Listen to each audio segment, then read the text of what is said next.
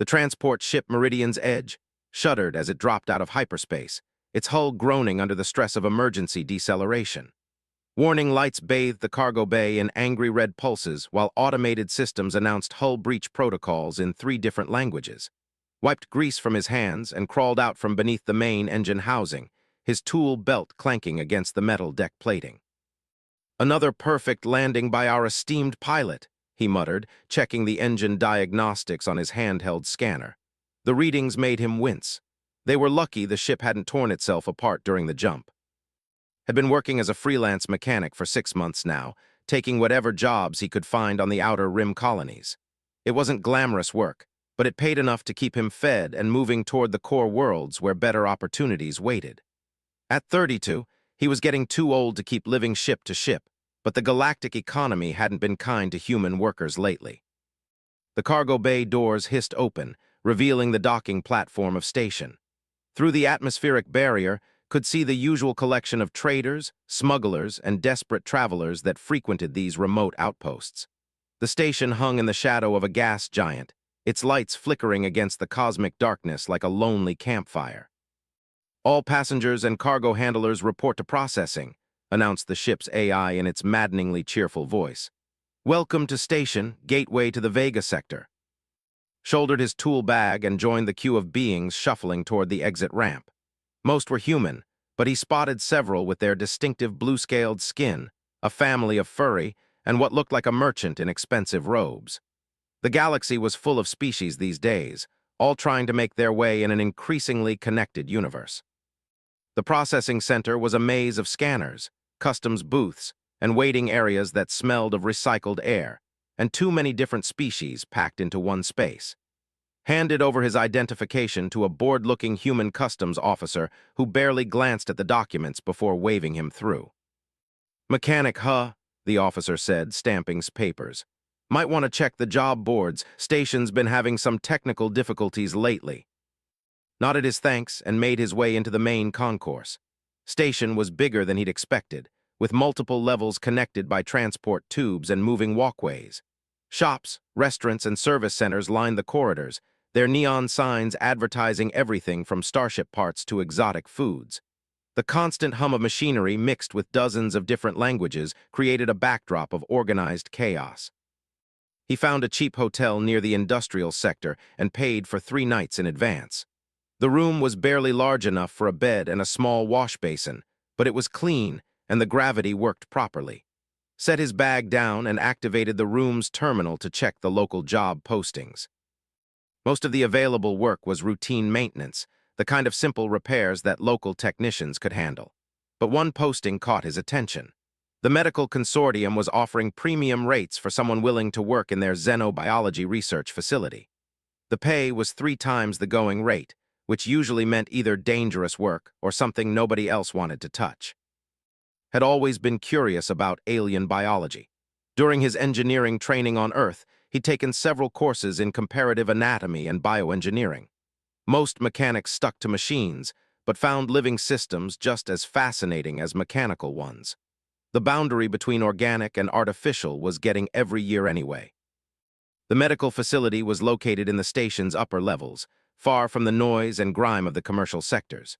Took a transport tube up through the station's core, watching through the transparent walls as the industrial areas gave way to cleaner, more sterile environments. The medical consortium occupied an entire section of the upper ring, with its own security checkpoints and atmospheric controls. Dr. Helena met him in the facility's main lobby. She was a tall woman with graying hair and the kind of intense eyes that suggested she'd seen more than her share of medical emergencies. Her handshake was firm, and she studied with the thoroughness of someone accustomed to making life-or-death decisions. "Mister, thank you for responding so quickly," she said, leading him through a series of corridors lined with observation windows. Through the glass, caught glimpses of sophisticated medical equipment and research laboratories. "I won't lie to you. This isn't a typical maintenance job. We have a patient with some very unusual requirements, and our regular technical staff hasn't been able to adapt our equipment properly." They paused at an observation window overlooking a medical bay that looked more like a high-tech workshop than a hospital room. Banks of monitoring equipment surrounded a central treatment area where a figure lay on what appeared to be a specialized medical bed. Even from a distance, could see that the patient wasn't human. "Is a doctor explained, noticing his curiosity. "Her species is from the Andromeda sector. They're extremely rare out here, and their physiology is quite different from anything we normally treat." Had heard of though he'd never seen one in person. They were supposed to be incredible linguists, capable of learning any language within hours of exposure. Their vocal abilities were legendary throughout the galaxy, with some able to perfectly mimic not just words, but entire musical compositions. "What happened to her?" asked. Doctor's expression darkened. "She was brought here by a salvage crew 3 weeks ago. They found her drifting in an escape pod near the Terminus Nebula. Someone had deliberately damaged her vocal cords and removed her tongue. Among her people, that's considered one of the worst possible punishments." Through the observation window, could see the patient more clearly now. Was humanoid but clearly alien, with elongated limbs and skin that seemed to shimmer with an iridescent quality. Her head was larger than a human's, and even unconscious, there was something graceful about her features. Tubes and monitoring leads connected her to various machines, but could see immediately that the equipment wasn't properly calibrated for her physiology. "The standard medical interfaces aren't compatible with biology," Doctor continued. "Their nervous system operates on different electrical frequencies, and their cellular structure responds to magnetic fields in ways we don't fully understand. We've been able to keep her stable, but we can't properly treat her injuries without better equipment integration." Studied the setup through the window, his engineering mind already analyzing the problem. "You need someone who can modify the medical equipment to work with her specific biological requirements." "Exactly, but it's more complicated than simple calibration. We've discovered that isn't just any. She's carrying something in her bloodstream, something that might be incredibly important." Doctor led him to a smaller lab where a technician was examining samples under a sophisticated microscope. The images on the screen showed cellular structures unlike anything had ever seen, geometric patterns that seemed to pulse with their own internal rhythm. "These are synthetic organisms," Doctor explained. "Microscopic machines built from organic compounds. We think they're some kind of medical nanobots, but the technology is far beyond anything we've encountered. They appear to be designed to repair genetic damage at the cellular level." Leaned closer to the display, watching the tiny machines work. They moved with purpose, identifying damaged cellular structures and rebuilding them with precision that made human nanotechnology look primitive. "You think she's carrying a cure for something?" "More than that. Initial analysis suggests these nanobots could repair almost any form of genetic damage. Cancer, genetic diseases, even aging itself. If we could understand how they work, it could revolutionize medicine throughout the galaxy." The implications were staggering. Had seen enough of the galaxy to know how many species struggled with genetic disorders and diseases that current medicine couldn't touch. A universal cure would be worth more than entire star systems. "But there's a problem," Doctor continued. "The nanobots are failing. They're designed to work with physiology, and the trauma of her injuries is causing them to break down. We estimate we have maybe 2 weeks before they're completely destroyed. And you need me to build equipment that can interface with her biology properly." "We need you to do more than that. We need you to find a way to extract and preserve the nanobots while keeping alive. Our medical team can handle the biological aspects, but we need someone who understands both organic and mechanical systems." Looked back through the observation window at the unconscious. Someone had mutilated her for carrying what might be the most important medical discovery in galactic history. The irony wasn't lost on him. In her species' culture, the tongue was sacred, used for communication and artistic expression that transcended language barriers. By cutting it out, her attackers had tried to silence her permanently. "I'll need complete access to your technical specifications and biological data," said, "and I'll want to examine her directly, not just through monitoring equipment." Doctor nodded. "Whatever you need. But mister, there's one more thing you should know. We're not the only ones interested in what is carrying. There have been inquiries from several major pharmaceutical corporations, and some government agencies have expressed interest as well. The salvage crew that found her has been asking a lot of questions about her condition." Felt a chill run down his spine. If word got out about what was carrying, this station would become the center of a feeding frenzy. Corporations, governments, and criminal organizations would all want access to technology that could reshape the balance of power in the galaxy. How many people know about the nanobots? The research team is small, maybe 8 people total. We've been keeping this as quiet as possible, but secrets don't stay secret for long in a place like this. Made his decision. He'd come to station looking for routine work, but he'd found something far more important. This wasn't just about fixing medical equipment anymore. It was about protecting someone who couldn't protect herself and preserving knowledge that could help billions of beings throughout the galaxy. "I'll take the job," he said, "but I'll need security clearance and around-the-clock access to the lab. If what you're saying is true, we don't have time to waste." Doctor smiled for the first time since their conversation began. "Welcome to the team, mister. I hope you're ready for the most challenging case of your career." As they headed back toward the medical bay, found himself thinking about the unconscious and the microscopic machines flowing through her bloodstream. Somewhere in those tiny biological constructs was knowledge that could change everything. He just had to figure out how to unlock it before someone else decided that was more valuable dead than alive. The next few hours passed in a blur of technical briefings and medical data. Studied physiology, learning about their unique nervous system and the electromagnetic properties of their cellular structure. The more he learned, the more impressed he became with the elegant efficiency of their biology.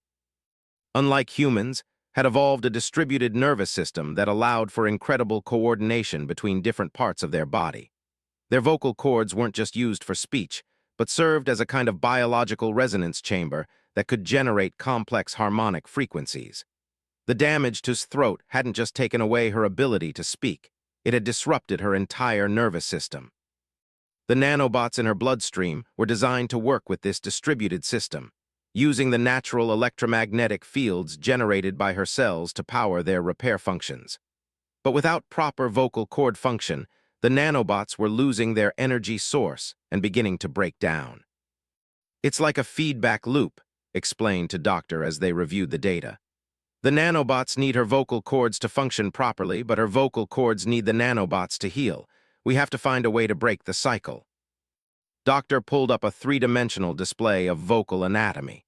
The damage was extensive, with surgical precision that spoke of deliberate cruelty rather than accidental injury. "Can you build something to replace the damaged tissue temporarily?" Studied the display, his mind racing through possibilities. "Maybe.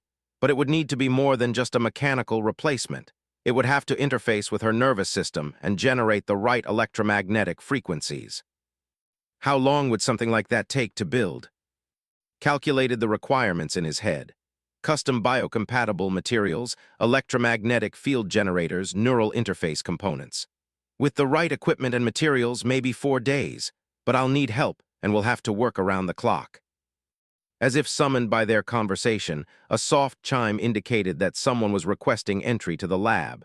Doctor checked the security display and frowned. "That's Captain Torres from the salvage crew that brought in. I told him we weren't taking visitors."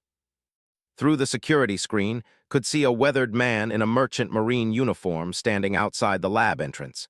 His expression was impatient, and he kept looking around as if checking for observers. "I'll handle this," Doctor said, but held up a hand. "Let me talk to him. Sometimes it helps to get a different perspective on things." Doctor hesitated, then activated the door controls. Captain Torres stepped into the lab, his eyes immediately fixing on the observation window where remained unconscious. "Doctor, I appreciate everything you're doing for the girl," Torres said, his voice carrying a slight accent that couldn't place. "But I wanted to check on her condition. My crew has been asking questions." "She's stable," Doctor replied carefully. "Mr. here is our new technical specialist. He's working on some equipment modifications that should help with her treatment." Torres looked up and down, taking in his work clothes and tool belt. "Mechanic, huh? Seems like overkill for medical equipment." "Sometimes the simplest problems require creative solutions," said, watching Torres carefully. There was something about the man's manner that didn't quite ring true. He was nervous but trying to hide it. "Have you learned anything about what happened to her?" Torres asked. "Whoever did this, they were professionals. The cuts were too clean, too precise for random violence." felt Dr. tense beside him. Tors was fishing for information, trying to find out how much they knew about's condition. The medical details are confidential, said. But you're right about one thing, this wasn't random. Tors nodded, but his eyes kept drifting back to the observation window. If there's anything my crew can do to help, just let me know. We feel responsible, you know? Finding her like that, half dead in that escape pod. Where exactly did you find the pod? Asked casually. Edge of the Terminus Nebula, about 3 days' travel from here. Just drifting in space, no distress beacon, no identification. Lucky we picked her up when we did. Something in Tor's tone made suspicious. The Terminus Nebula was a dangerous area, full of electromagnetic storms and spatial anomalies. No legitimate salvage crew would be operating there unless they were looking for something specific. After Tors left, Doctor voiced what they were both thinking. He knows more than he's telling us. The question is whether he's working for whoever hurt, or if he's just trying to figure out what makes her valuable, said. Either way, we need to be careful. If word gets out about the nanobots, this place is going to become very dangerous very quickly. They returned to their work, but couldn't shake the feeling that they were running out of time. Somewhere in the station, people were making plans and asking questions. Sooner or later, someone would connect the dots and realize that the unconscious wasn't just another medical case. As the station's artificial night cycle began, found himself alone in the lab, studying the readouts from monitors. Her vital signs were stable but weak, and the nanobots in her bloodstream were continuing their slow decline toward complete failure. He pulled up the technical specifications for vocal anatomy and began sketching designs for a temporary replacement system. It would have to be incredibly precise, capable of generating specific electromagnetic frequencies while integrating with her nervous system. The engineering challenges were formidable, but not impossible. Had always been good at solving complicated problems. During his training on Earth, his instructors had praised his ability to think outside conventional parameters. But this was different. This wasn't just about fixing a machine or optimizing a system. This was about saving a life and protecting knowledge that could change the fate of entire civilizations. Through the observation window, stirred slightly in her sleep, her alien features peaceful despite the trauma she'd endured. Found himself wondering what her voice had sounded like before it was taken from her. They were supposed to be incredible singers, capable of creating music that transcended species barriers. Someone had tried to silence her permanently, to steal her voice and the precious cargo she carried. But they hadn't counted on human stubbornness, and the kind of engineering spent the first day deep in technical specifications, mapping out the complex requirements for artificial vocal system. The throat structure was unlike anything in human anatomy, with multiple resonance chambers that worked together to create their remarkable vocal abilities. Building a mechanical replacement would require precision engineering at the microscopic level. Doctor had arranged for him to have access to the station's best fabrication equipment, including molecular assemblers capable of building components at the atomic level. But even with advanced technology, the project pushed the boundaries of what was possible. The electromagnetic field generators are the biggest challenge, explained to Dr. Sarah, a bioengineering specialist who'd volunteered to help with the project. Vocal cords don't just produce sound. They generate specific frequency patterns that their nervous system uses for internal communication.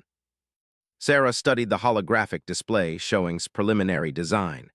It's like they use their voice as both an external communication tool and an internal control system. No wonder the nanobots are failing without proper vocal function. They were working in a secure laboratory that Doctor had cleared for the project. The room was filled with fabrication equipment, testing apparatus, and displays showing real-time data from monitors.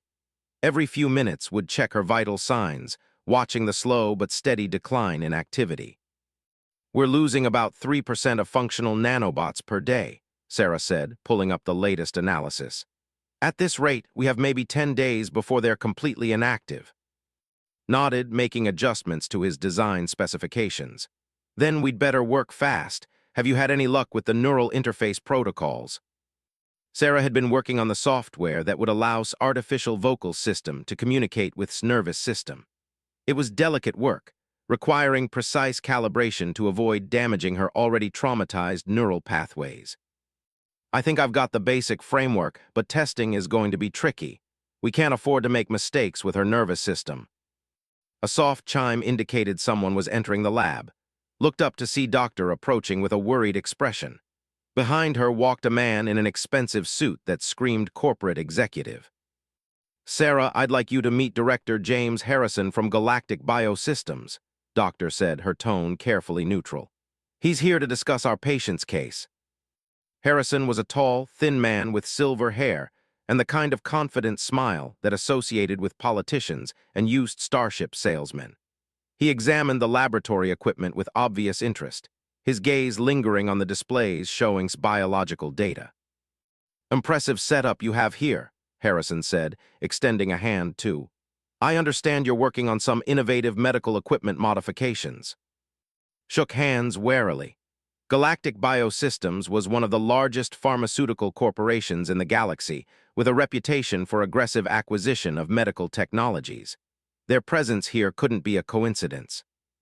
"Just helping where I can," said. "Is there something specific you needed?" Harrison's smile widened. "GBS has heard about your unique patient, and we're very interested in providing assistance with her treatment. We have resources that could significantly speed up her recovery." Doctor stepped forward. "Mr. Harrison, as I explained earlier, our patient's treatment is proceeding well. We don't require outside assistance at this time." "Of course, Doctor, but GBS has extensive experience with rare alien physiologies. We've treated several patients in our core world facilities. We know how challenging their medical requirements can be." Felt alarm bells going off in his head. According to the medical databases, fewer than 100 had ever been documented outside their home system. For GBS to claim experience treating several suggested they knew more about case than they were letting on. "That's interesting," said carefully. "I wasn't aware that traveled to human space very often." Harrison's expression didn't change, but caught a slight tightening around his eyes. "Oh, you'd be surprised how many rare species we encounter in our research. The galaxy is full of medical mysteries." Sarah, who had been quietly working at her terminal, suddenly looked up with concern. "Doctor, I'm seeing some unusual activity in the readings." They gathered around Sarah's display, which showed the microscopic machines in its bloodstream. The nanobots were moving faster than normal, clustering together in patterns that hadn't been seen before. "What does this mean?" Doctor asked. Sarah's fingers flew over the controls, pulling up additional data streams. "I'm not sure.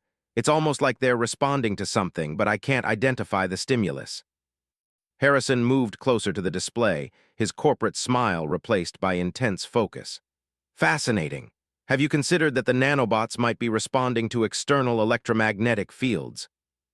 Turned to stare at the executive. "That's a very specific suggestion. What makes you think electromagnetic fields are involved?" "Just speculation based on GBS research into biomechanical interfaces," Harrison said smoothly. "We've found that many advanced medical nanobots are sensitive to specific frequency ranges." Doctor's expression had turned cold. "Mr. Harrison, I think it would be best if you left us to continue our work. If we need corporate assistance, we'll contact you through proper channels." Harrison nodded, but his eyes remained fixed on the display. "Of course. But Doctor, I hope you'll keep in mind that GBS has significant resources available.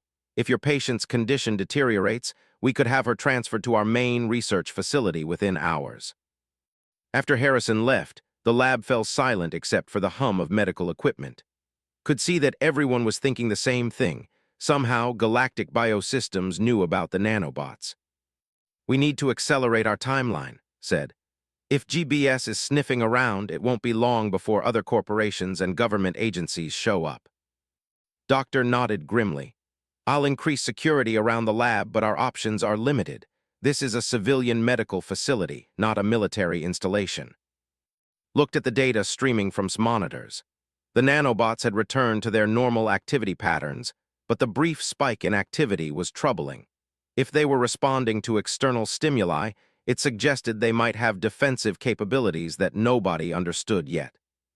"Sarah, can you isolate this section of the lab from external electromagnetic interference?" asked. "If the nanobots are reacting to outside signals, we need to control their environment more carefully." "I can try, but it will take time to set up proper shielding." Do it, and doctor, we need to discuss contingency plans. If someone tries to move before we can complete her treatment, what are our options? Doctor considered the question carefully. Station security answers to the administration, not the medical consortium. If a corporation with sufficient legal authority showed up with transfer orders, we might not be able to stop them. Felt a cold anger building in his chest. The idea of being handed over to corporate researchers who would see her as nothing more than a source of valuable technology was infuriating. She was a living being who'd already suffered enough. Then we need to make sure she's not in a condition to be moved, said. How risky would it be to begin the surgical procedure before the artificial vocal system is completely finished? Doctor looked shocked. That could kill her. If the replacement system fails during surgery, we'd have no way to restore proper neural communication. And if GBS gets their hands on her, she'll spend the rest of her life as a research subject, countered. At least this way, she has a chance. They spent the next hour debating options, but could see that time was running out. The nanobots were continuing their decline, external pressure was mounting, and remained unconscious and vulnerable. Every decision carried enormous risks, but inaction was the most dangerous choice of all. Finally, Doctor made the call. We proceed with the original timeline, but we implement additional security measures. Sarah, I want you to work with station security to monitor anyone showing unusual interest in our activities. How quickly can you have a basic prototype ready for testing? Give me another 18 hours for the core components, then 6 hours for basic calibration. It won't be perfect, but it should be functional enough for preliminary testing. As they returned to work, found himself thinking about the ethical implications of what they were doing. The nanobots in bloodstream could revolutionize medicine, but they also represented a technology that could be weaponized or monopolized by the wrong people. Was it right to preserve that knowledge if it meant putting at risk? The answer came to him as he watched her sleeping form through the observation window. The choice wasn't about the technology or its potential applications. It was about respecting the dignity and autonomy of a being who couldn't speak for herself. Whatever the nanobots were designed to do, they were part of her, and no one had the right to take them without her consent. Returned to his workstation with renewed determination. The fabrication equipment hummed as molecular assemblers began building components according to his specifications. Each piece had to be perfect, calibrated to work with physiology while generating the precise electromagnetic frequencies needed to support the nanobots. The work was exhausting, requiring constant attention to microscopic details. Found himself working 16-hour days, catching brief naps on a cot Doctor had set up in an adjacent room. Sarah worked similar hours, refining the neural interface software that would allow the artificial vocal system to communicate with its nervous system. On the second day, Doctor brought disturbing news. Station security reported 3 separate inquiries about our patient in the last 12 hours, 2 pharmaceutical companies and what appears to be a government intelligence agency. Are they requesting access? Not yet, but they're gathering information. It's only a matter of time before someone shows up with legal authority to override our medical protocols. Paused in his calibration work to consider their options. What about patient advocacy rights? Don't unconscious patients have legal protections against unwanted transfers? In normal circumstances, yes. But if someone can demonstrate that we're not providing adequate care, or if they can show compelling medical need for specialized treatment, those protections become much weaker. The implications were clear. If any of the interested parties could make a case that needed treatment beyond what station could provide, they might be able to obtain legal authorization to move her. Then we need to make sure our treatment is successful, said. A patient who's recovering doesn't need to be transferred. Doctor nodded, but her expression remained worried. There's something else. The salvage captain who brought in has been asking more questions. He wants to know about her medical expenses and whether there are any salvage rights issues. Salvage rights. Under galactic maritime law, a salvage crew that rescues someone in space has certain financial rights, especially if the rescue was dangerous or expensive.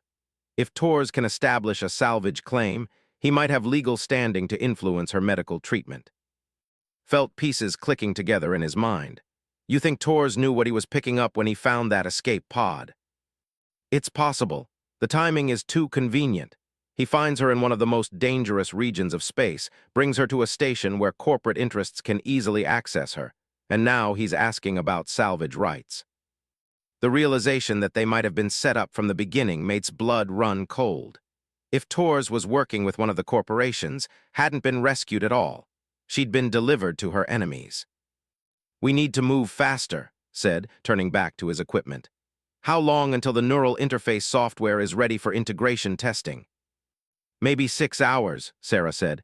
"But if we rush this and something goes wrong..." "If we don't rush this, something will definitely go wrong. At least this way we control the variables." As the hours passed, found himself working with an intensity he'd never experienced before. Every component had to be perfect, every calibration precise. The artificial vocal system wasn't just a piece of medical equipment. It was only chance to wake up and reclaim control of her own life. The breakthrough came at 3 in the morning during the station's artificial night cycle. Had been fine-tuning the electromagnetic field generators when suddenly all the readings fell into perfect harmony. The artificial vocal cords were generating frequencies that matched theoretical neural patterns with 97% accuracy. "Sarah, wake up," called softly. "I think we've got it." Sarah stumbled over from her cot, rubbing sleep from her eyes. When she saw the readouts, her fatigue vanished instantly. "This is incredible. The frequency patterns are almost identical to the theoretical models." They spent the next 2 hours running simulation after simulation, testing every aspect of the artificial vocal system's performance. By the time Doctor arrived for the morning shift, they had a fully functional prototype ready for biological integration. "It's beautiful work," Doctor said, examining the device under magnification. The artificial vocal system was smaller than his thumbnail, a delicate lattice of biocompatible materials and microscopic electronics. "How confident are you in the safety parameters?" 90%, said honestly. "The remaining 10% comes from variables we can't simulate without actual biological testing." Doctor nodded thoughtfully. "That's better odds than most experimental procedures. When do you want to attempt the integration?" Looked through the observation window at. Her condition had remained stable, but the nanobots in her bloodstream were continuing their decline. They were approaching the point where delay would be more dangerous than action. "This afternoon," said. "We've done everything we can to prepare. Now we have to trust that it will work." As they prepared for the most critical phase of treatment, none of them noticed the small surveillance device that had been attached to the laboratory's ventilation system during the night shift. Miles away, in a corporate office aboard a luxury transport ship, Director Harrison watched their preparations with great. The surgical suite fell silent, except for the steady rhythm of monitoring equipment. Stood beside the operating table where lay unconscious, her alien features peaceful despite the complex procedure about to begin. The artificial vocal system rested in a sterile containment field nearby, its microscopic components gleaming under the surgical lights. Doctor checked the monitoring displays one final time. All vital signs are stable. Neural activity shows normal patterns for sleep states. "Sarah, are your interface protocols loaded and ready?" Sarah nodded from her position at the neural monitoring station. "All systems show green. The moment the artificial vocal cords are connected, we'll be able to monitor neural pathway activity in real time." Had spent the morning running final calibrations on the artificial vocal system. Every component had been tested and retested, but he knew that actual biological integration would reveal variables that no simulation could predict. The margin for error was essentially zero. "Doctor, before we begin, there's something I need to tell you," said. He'd been struggling with the decision all morning, but his conscience wouldn't let him proceed without full disclosure. "I've never performed biological integration before. My experience is with mechanical systems and electronic interfaces." Doctor looked up from her pre-surgical preparations. "I've performed thousands of surgical procedures, but I've never worked with physiology before today. We're all operating outside our normal expertise. That's what makes this work so important." The words were reassuring, but still felt the weight of responsibility pressing down on him. If something went wrong during the integration, could die, and the nanobots that might revolutionize galactic medicine would be lost forever. "Integration sequence initiated," Sarah announced. "Neural monitoring shows stable patterns across all measured frequencies." Doctor made the first incision with practiced precision, exposing the damaged vocal cord structures that had been deliberately severed weeks earlier.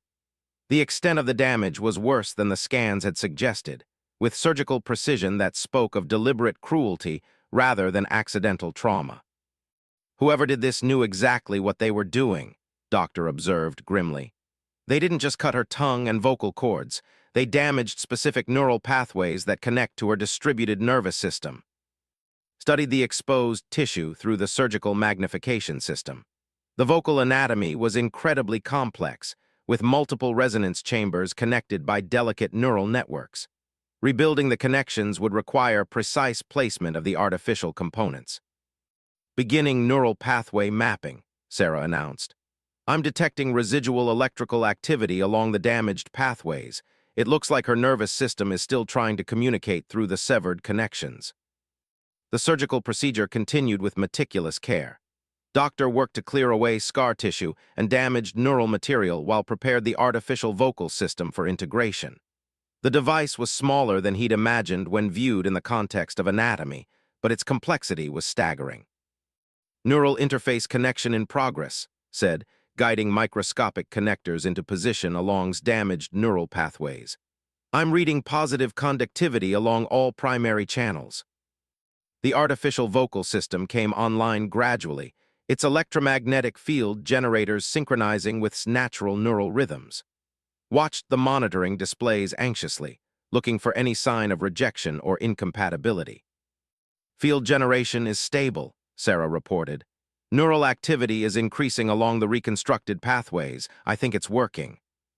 For several minutes, they watched as the artificial vocal system established connections with its nervous system.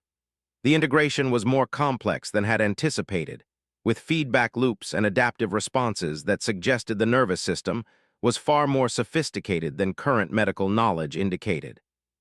Electromagnetic resonance achieving optimal frequency, said, unable to keep the excitement out of his voice. The artificial vocal cords are generating patterns that match theoretical neural communication protocols. But their celebration was interrupted by an urgent alarm from the monitoring station.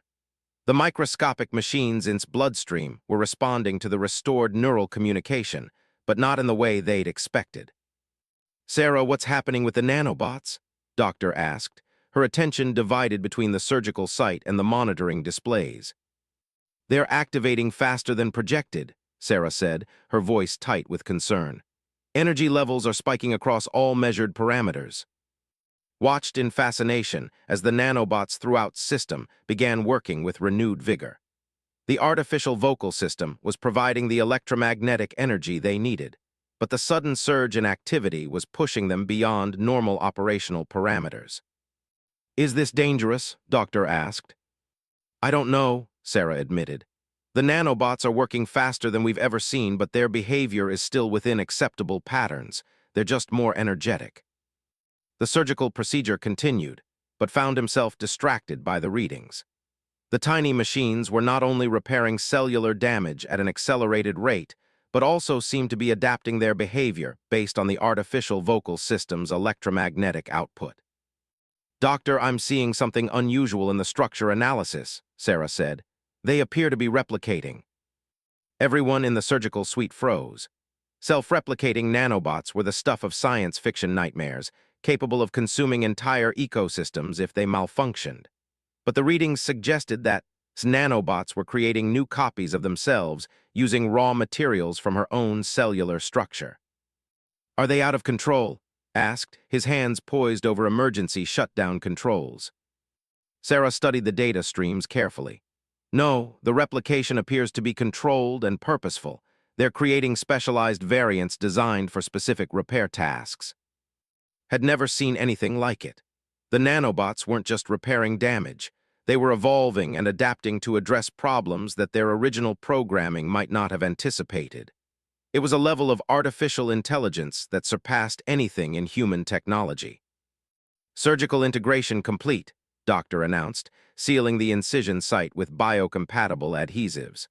All artificial components are properly positioned and showing normal function. The next few minutes were critical.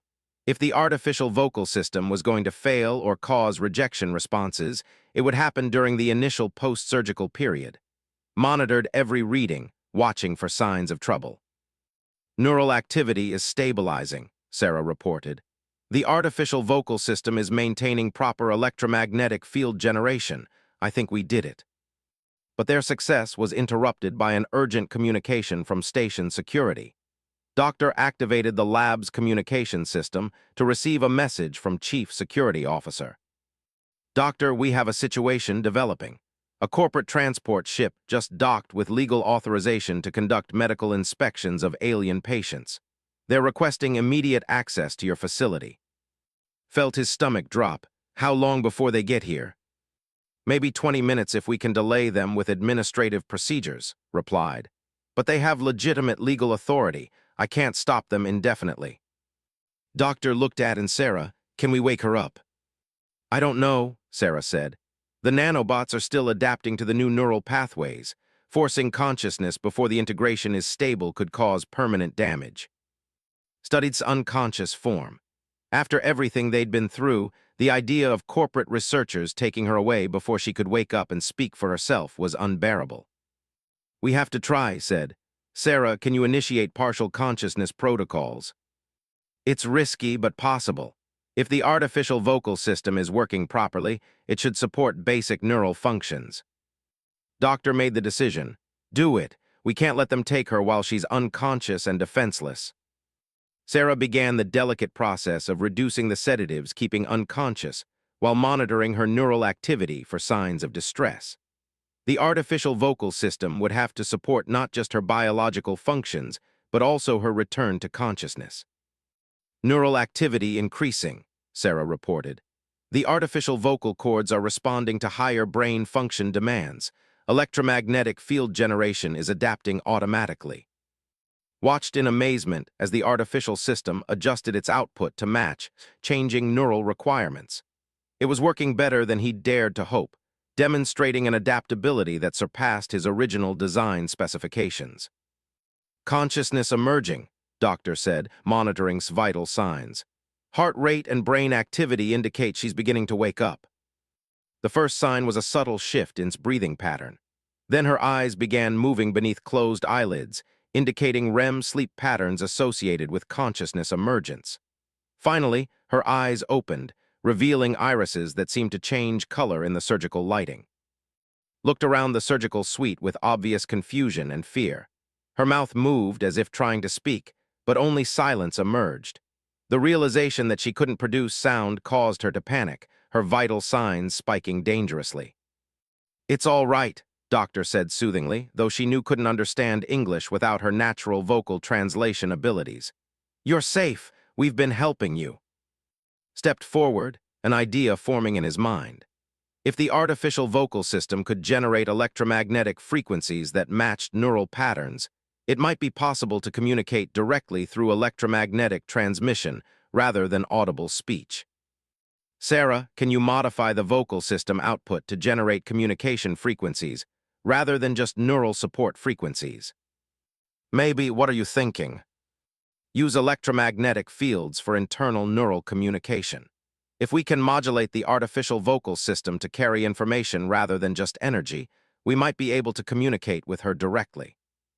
It was a long shot, but activated the laboratory's electromagnetic field generators and began modulating them to carry simple mathematical sequences. If could perceive electromagnetic communication, she might recognize the patterns as an attempt at contact. The response was immediate and startling. Eyes widened, and she turned to look directly at. The nanobots throughout her system began generating their own electromagnetic patterns, creating a feedback loop that the laboratory equipment detected as structured communication. She's trying to talk to us, Sarah said in amazement. The nanobots are acting as translators, converting her thoughts into electromagnetic patterns. Felt a surge of triumph. They'd not only restored neural functions, but had created an entirely new form of communication that bypassed the need for vocal speech. She could communicate, and more importantly, she could advocate for herself. But their breakthrough was interrupted by the arrival of corporate inspector from Galactic Biosystems, accompanied by 2 security guards and a woman recognized as a legal advocate. Their 20-minute delay had evaporated faster than expected. "Doctor," said formally, "I have legal authorization to conduct a medical assessment of the patient currently in your care. Our assessment will determine whether transfer to a specialized facility is required." Doctor stepped protectively closer to his bedside. "Inspector, our patient has just successful surgery and is in a critical recovery period. Any disruption to her treatment could be dangerous." Consulted his official documentation. "Our medical team is fully qualified to assess alien physiology. If the patient requires specialized treatment beyond your facility's capabilities, immediate transfer may be necessary." Looked at, whose electromagnetic communication patterns were becoming more agitated as she realized what was happening. Even without understanding the specific words, she could sense the threat in the stranger's manner. "Inspector," said, "before you make any decisions about transfer, shouldn't you get the patient's consent? She's conscious and capable of communication." Looked skeptical. "Our briefing indicated that the patient's vocal capabilities were permanently damaged. How exactly would she communicate consent?" Smiled grimly and activated the electromagnetic communication interface. "Why don't you ask her yourself?" The electromagnetic communication interface hummed to life, translating neural patterns into patterns of light and sound that the humans could understand. Her first translated words sent a chill through everyone in the surgical suite. "They came for the cure," the interface spoke in a synthetic voice that somehow captured the musical quality that speech was famous for. "My people died protecting it." Inspector's professional demeanor cracked slightly as he realized the unconscious alien patient was not only awake, but coherent. His eyes darted to the monitoring equipment, clearly trying to assess what kind of technology was enabling communication. "Miss," said carefully, "I'm Inspector from Galactic Biosystems. We're here to ensure you receive the best possible medical care. Our assessment indicates that you may require specialized treatment at our advanced facility." Electromagnetic response came through the translator with unmistakable emotion. "No, more. Laboratories, they took my voice. They killed my family. They want what flows in my blood." Felt his suspicions crystallize into certainty. The attack on hadn't been random violence. Someone had known exactly what she was carrying and had tried to extract it through torture and mutilation. The salvage crew that found her hadn't been rescuers. They'd been part of the operation. Doctor stepped forward. "Inspector, our patient is clearly expressing her desire to remain here for treatment. Under Galactic Medical Authority regulations, a conscious patient has the right to refuse transfer to alternative facilities." His legal advocate consulted her. "Doctor, GBA regulations also specify that patients must be mentally competent to make such decisions. Given the patient's recent trauma and the experimental nature of her current treatment, her mental state may be compromised." The legal maneuvering was getting dangerous. Could see where this was leading. If they could establish that wasn't mentally competent, they could override her stated preferences and authorize the transfer. "Inspector," said, "before you make any decisions about her mental, you should understand exactly what you're dealing with." He activated the laboratory's holographic display, showing the analysis data they'd been collecting. The complex patterns of microscopic activity were clearly visible, demonstrating the sophisticated technology flowing through his bloodstream. "What you're looking at is the most advanced medical nanotechnology ever discovered," continued. "These nanobots can repair genetic damage, reverse aging, and cure diseases that current medicine considers incurable. They're not just treating injuries, they're demonstrating capabilities that could revolutionize healthcare throughout the galaxy." His eyes widened as he studied the holographic display. The implications were staggering, and could see the corporate calculations happening behind the inspector's professional facade. "Where did these nanobots originate?" asked. Through the electromagnetic interface provided the answer. "My people developed them. Over thousands of years, they are part of us, bonded to our genetics, cannot be extracted safely." Sarah, who had been monitoring the activity during their conversation, suddenly looked up with alarm.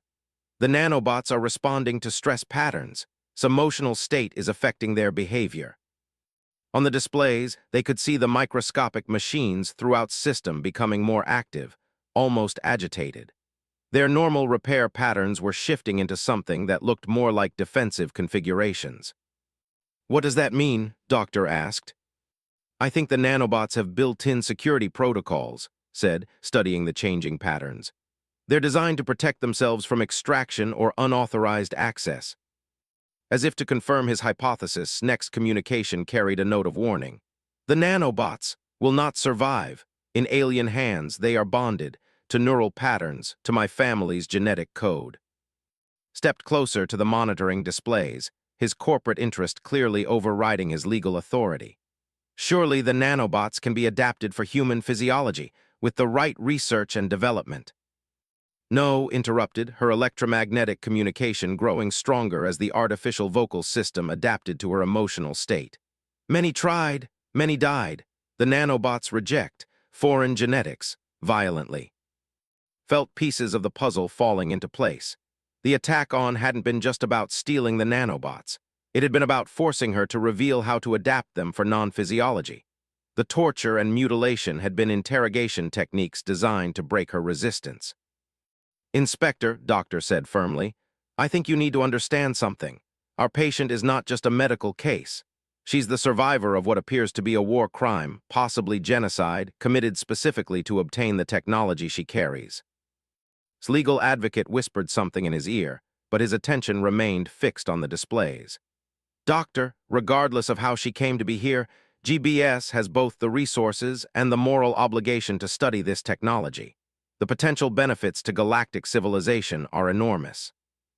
Benefits that will never be realized if the nanobots are extracted from their proper host," said. "According to, attempts to transfer the technology have resulted in death for both the nanobots and the recipients." Through the electromagnetic interface added more details. "The nanobots are not just machines, they are living, evolved, part of my people's biology. Without proper host, they become toxic, deadly." The implications sent a chill through the room. The nanobots weren't just advanced medical technology. They were evolved symbionts that had developed alongside biology over thousands of years. Attempting to transplant them into alien physiology would be like trying to transplant an entire ecosystem. However, seemed unconvinced. "Miss, I understand your concerns, but GBS has extensive experience with bioadaptation technologies. Our researchers have successfully modified alien biology for human compatibility in dozens of cases." His response carried a note of bitter experience.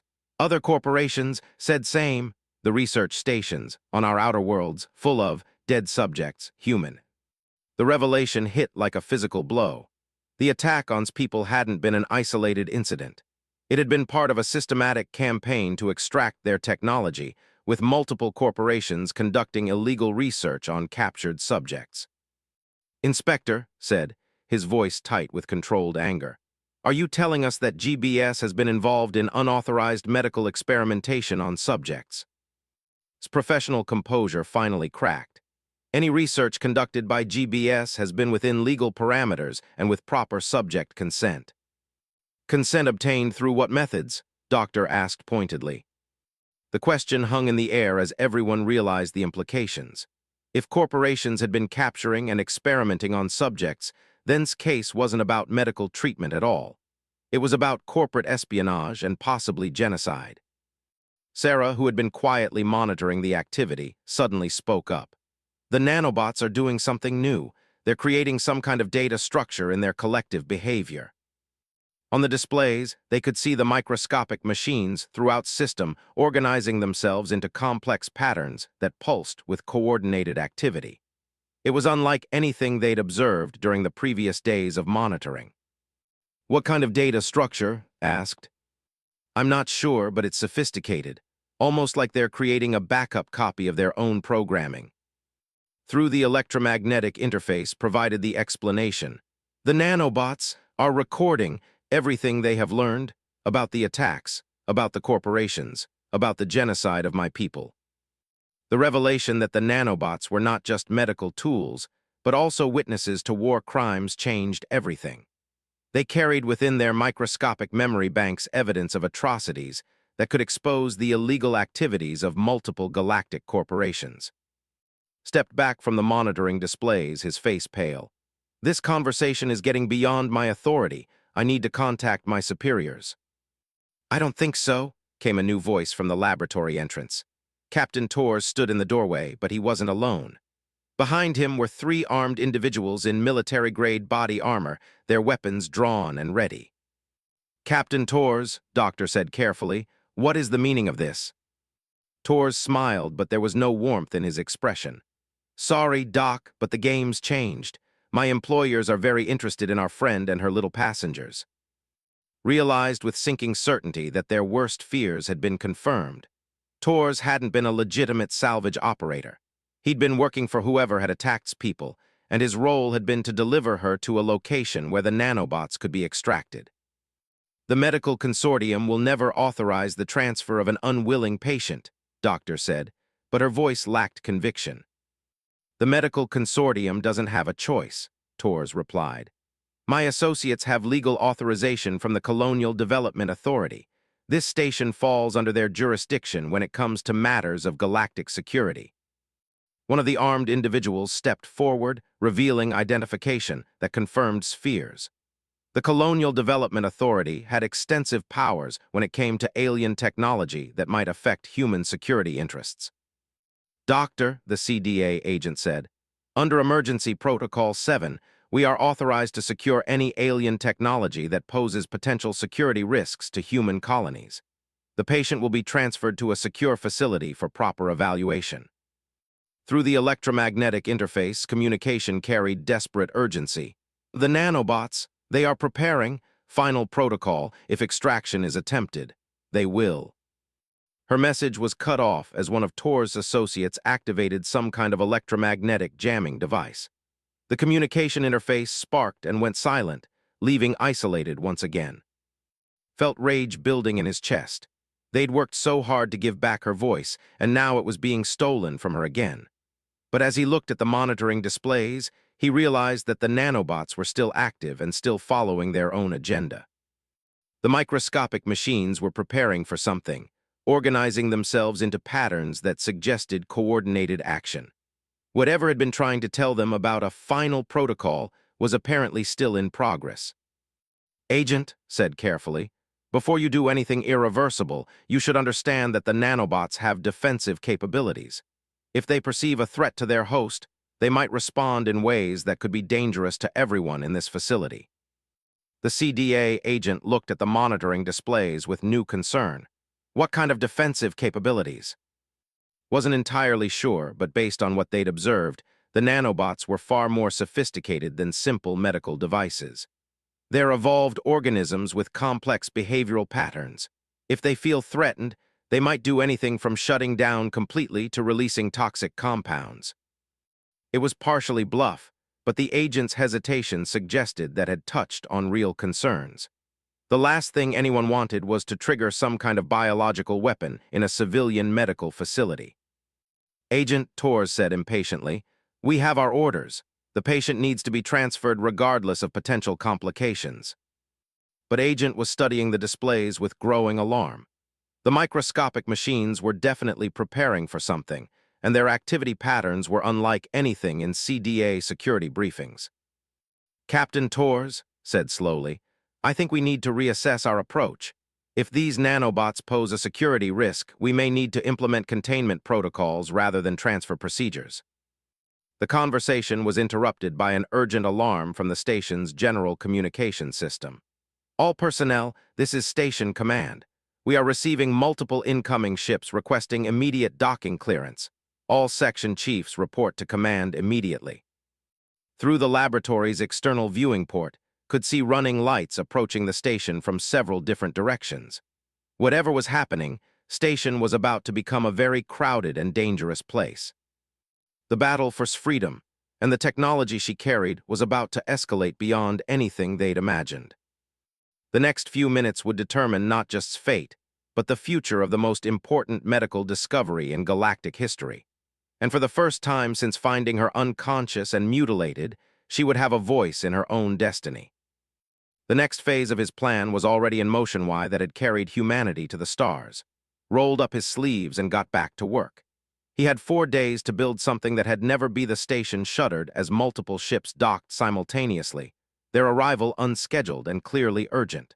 Through the laboratory's communication system, they could hear heated discussions between station security and the arriving vessels.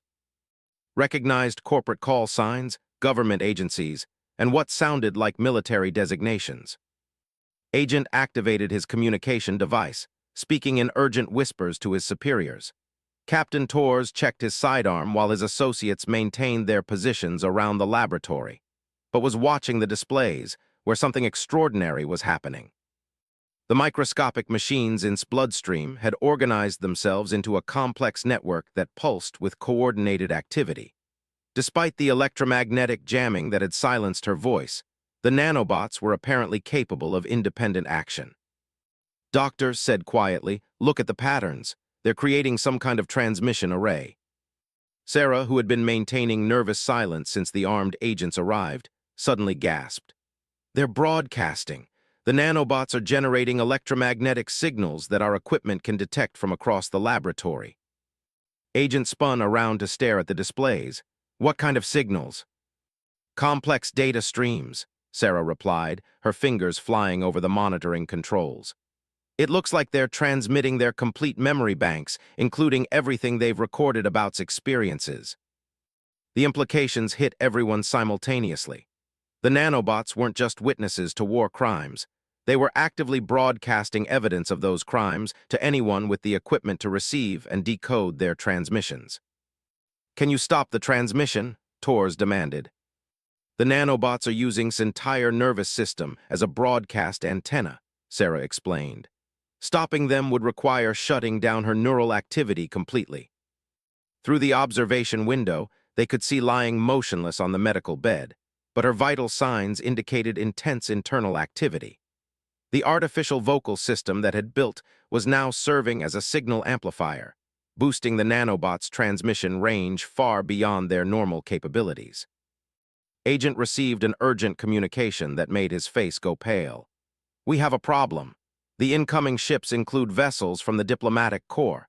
Apparently, they've been tracking their missing citizen and have demanded immediate access to this facility." Felt a surge of hope. If legitimate authorities were involved, might finally have allies who could protect her from corporate exploitation. "Agent, they are known to be peaceful," Doctor said. "Surely they just want to retrieve their injured citizen." Torres laughed harshly. "You don't understand what's at stake here. The technology could revolutionize human medicine, agriculture, even terraforming. No government is going to let that walk away just because one alien wants to go home." But Sarah was studying the incoming transmission data with growing excitement. The nanobots aren't just broadcasting evidence of crimes. They're transmitting technical specifications for their own replication and adaptation. Everyone turned to stare at her. "What do you mean?" asked. "The nanobots have learned from their time in system. They've developed new protocols for working with different physiologies without causing rejection or toxicity. They're literally sharing the secrets of safe bioadaptation." The revelation changed everything. The nanobots weren't just medical devices that had to be extracted from to be useful. They were teachers, capable of transmitting knowledge that could be used to develop similar technology without harming their host. Agent received another urgent communication. "The diplomatic vessel is requesting immediate medical consultation. They claim to have specialized knowledge of integration procedures." Made a decision that would affect the rest of his life. "Agent, I request permission to speak with the medical team. As primary care engineer, I need to understand the full capabilities of the technology we're dealing with." "That's not your decision to make," Torres snapped, but Agent held up a hand. "Actually, Captain, given the complexity of this situation, consultation with qualified experts might be advisable. Mister, you have 15 minutes. The medical team arrived with a speed that suggested they'd been prepared for this moment. They were led by a tall, graceful individual whose iridescent skin marked them as closely related to. Their artificial vocal translator rendered their speech in perfectly accented standard Galactic. "I am Dr. Medical Coordinator for the Diplomatic Corps," they said, their attention immediately focusing on its unconscious form. "We have been searching for since her research vessel was attacked 6 weeks ago." Research vessel, Doctor asked, was part of a joint research mission studying adaptation for cross-species medical applications. Her work represented thousands of years of medical knowledge combined with recent breakthroughs in biocompatibility. Felt another piece of the puzzle fall into place. She was trying to create nanobots that could help other species, not just. Doctor nodded gravely. The research was authorized by our government in cooperation with the Galactic Medical Authority, but certain corporate interests wanted to control the technology rather than share it freely. Agent stepped forward. Doctor, under what authority are you here? My understanding is that they rarely travel outside their home systems. We are here under the Galactic Convention on Medical Crimes, Doctor replied. The attack on our research mission constituted an act of medical terrorism. We have evidence that multiple corporations have been conducting illegal experiments on captured subjects. Through the laboratory's communication system, they could hear heated arguments between station security and various corporate representatives. It was becoming clear that station was turning into a diplomatic incident with potentially galactic implications. Doctor approached the monitoring displays with obvious expertise. The nanobots have evolved significantly since the attack. They've developed new adaptive protocols that should allow safe integration with non-physiology. Is that what they're broadcasting? Sarah asked. Among other things, they're transmitting complete research data, evidence of war crimes, and most importantly, instructions for ethical development of similar technologies. Realized what was happening. The nanobots weren't just trying to survive. They were trying to complete its original research mission. By broadcasting their knowledge freely, they were ensuring that the medical breakthroughs would benefit everyone rather than being monopolized by a single corporation or government. Agent received yet another urgent communication. I'm told that ships from 4 different pharmaceutical corporations are now in orbit, along with vessels from 3 government intelligence agencies and 2 news organizations. This situation is getting out of hand. Doctor activated their own communication device and spoke rapidly in their native language. Within moments, they received a response that made them smile with what appeared to be satisfaction. Agent, I have just received authorization from the Galactic Medical Authority to implement Emergency Medical Protocol 1. Under this protocol, any alien medical technology that could benefit galactic civilization must be preserved and shared freely rather than monopolized by individual interests. Tors started to object, but Agent held up a hand. The Colonial Development Authority might have jurisdiction over security matters, but the Galactic Medical Authority had precedence when it came to medical emergencies affecting multiple species. Doctor, what exactly does this protocol require? First, the patient must be stabilized and given full autonomy over medical decisions affecting her body. Second, any technology or knowledge derived from the patient must be made available to all qualified medical institutions rather than being restricted to corporate interests. Felt hope rising in his chest. If the medical authority could override corporate claims, might finally have a chance to recover and make her own decisions about her future. But Tors wasn't giving up easily. The nanobots represent a security risk to human colonies. Under Colonial Development Authority regulations, we have the right to conduct threat assessment procedures. Doctor's response was swift and definitive. Captain Tors, we know who you really work for. The nanobots have been broadcasting evidence of your employer's war crimes for the past hour. Multiple news organizations are already receiving detailed documentation of illegal research operations. The laboratory fell silent as everyone realized what this meant. The nanobots hadn't just been preserving evidence. They'd been actively exposing the corporations and individuals responsible for the attack on people. Sarah looked up from her monitoring station with excitement. The transmission is being received by ships throughout the system. I'm reading acknowledgement signals from medical facilities, research institutions, and news organizations across a dozen star systems. The knowledge was spreading faster than any corporation or government could contain it.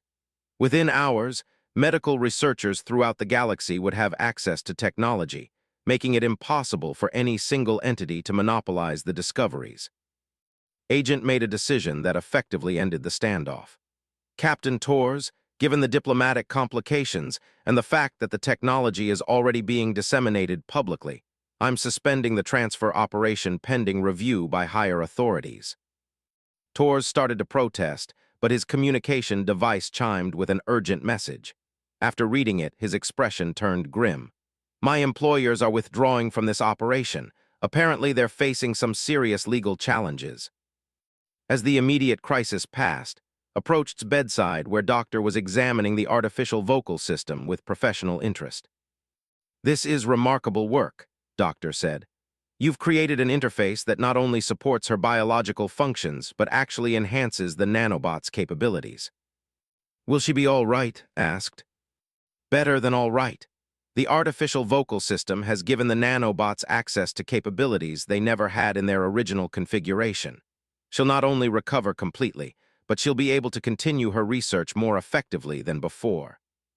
Doctor activated a portable communication device that interfaced directly with the electromagnetic patterns generated by nanobots. For the first time since her arrival at station, her own voice filled the laboratory.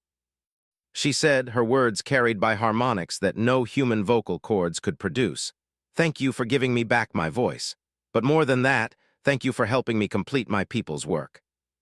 The artificial vocal system that had built wasn't just a medical device. It was a bridge between species, a tool that had enabled the greatest medical breakthrough in galactic history to be shared freely rather than exploited. Over the following days, as recovered and the knowledge spread throughout the galaxy, found himself at the center of a scientific revolution. Medical facilities from hundreds of worlds requested consultations on biomechanical interfaces. Research institutions offered him positions that would have seemed impossible weeks earlier, but chose to stay on station, working with Doctor and the expanded medical consortium that formed around research.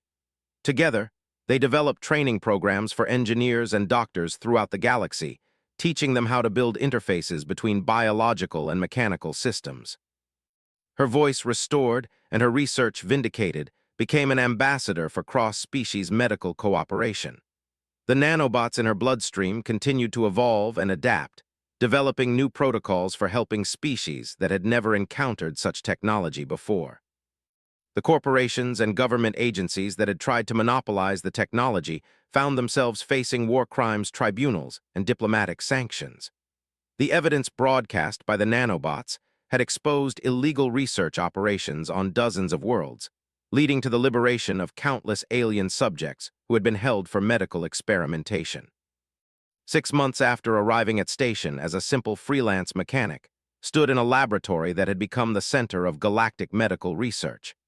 Through the observation window, he could see working with researchers from 12 different species, her voice creating harmonies that transcended language barriers. She had been silenced for carrying the cure, but her voice had ultimately carried that cure to every corner of the galaxy. And in doing so, she had proven that the greatest discoveries couldn't be stolen or monopolized. They could only be shared. The nanobots continued their work, not just healing bodies, but healing the divisions between species that had kept the galaxy's medical knowledge fragmented for too long. Had set out to fix medical equipment, but he'd ended up helping to fix something far more important: the barriers that prevented beings from working together to solve their common problems. In the end, it wasn't the technology that changed everything. It was the simple recognition that some things were too important to be owned, too valuable to be hoarded, and too precious to be silenced. His voice carried more than words. It carried hope for a galaxy where medical knowledge would be shared freely, where no being would suffer alone, and where the cure would always belong to everyone who needed it.